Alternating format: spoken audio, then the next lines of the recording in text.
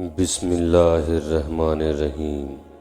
اللہ کے پاک نام سے شروع کرتا ہوں جو بڑا مہربان نہایت رحم والا ہے۔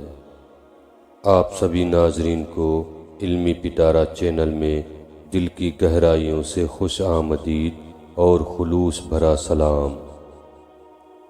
ناظرین، آج کا ہمارا قصہ ایک بزرگ اور ایک چور۔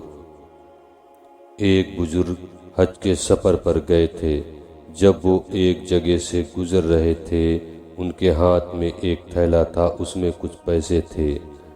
اچانک ایک چور ان کے ہاتھ سے تھیلا چھین کر بھاگ گیا۔ جب چور کافی دور نکل گیا، تب اچانک اس کی آنکھوں کی روشنی ختم ہو گئی۔ آنکھوں کی روشنی کو جاتا دیکھ چور نے رونا شروع کر دیا۔ جب لوگوں نے چور سے پوچھا، بھائی کیا ہوا، تو وہ کہنے لگا، میں نے ایک آدمی کا تھیلا چھینا ہے، وہ کوئی اللہ کا بڑا قریبی بندہ لگتا ہے۔ میری آنکھوں کی روشنی چلی گئی، خدا کے لیے مجھے اس کے پاس پہنچا دو تاکہ میں اس سے معافی مانگ سکوں۔ جب لوگوں نے پوچھا کہ یہ واقعہ کہاں پیش آیا، تو کہنے لگا، فلاں نائی کی دکان کے قریب پیش آیا۔ لوگ اس کو اس دکان پر لے کر گئے اور نائی سے پوچھا کہ اس طرح کا کوئی آدمی یہاں سے گزرا ہے، آپ اسے جانتے ہو؟ اس نے کہا، مجھے اس کا گھر تو پتہ نہیں ہے، ہاں مگر وہ نماز کے لیے آتے جاتے رہتے ہیں، اگلی نماز کے لیے پھر آئیں گے۔ یہ لوگ انتظار میں بیٹھ گئے۔ وہ بزرگ اپنے وقت پر تشریف لائے۔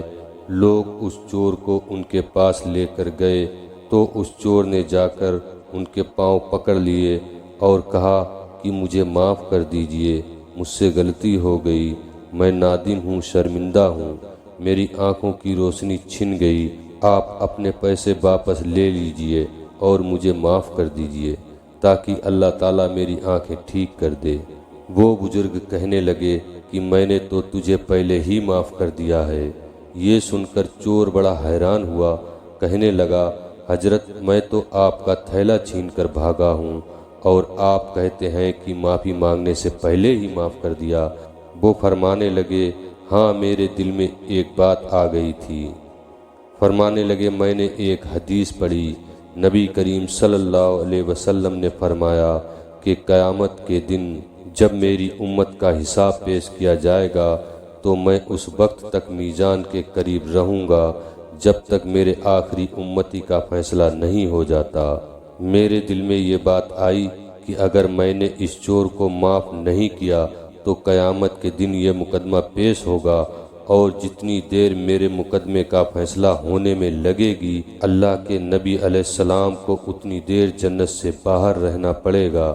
اس لیے میں نے معاف کر دیا کہ نہ تو مقدمہ پیش ہوگا، نہ ہی میرے محبوب کو جنت میں جانے میں دیر لگے گی، وہ جلد جنت میں تشریف لے جائیں گے۔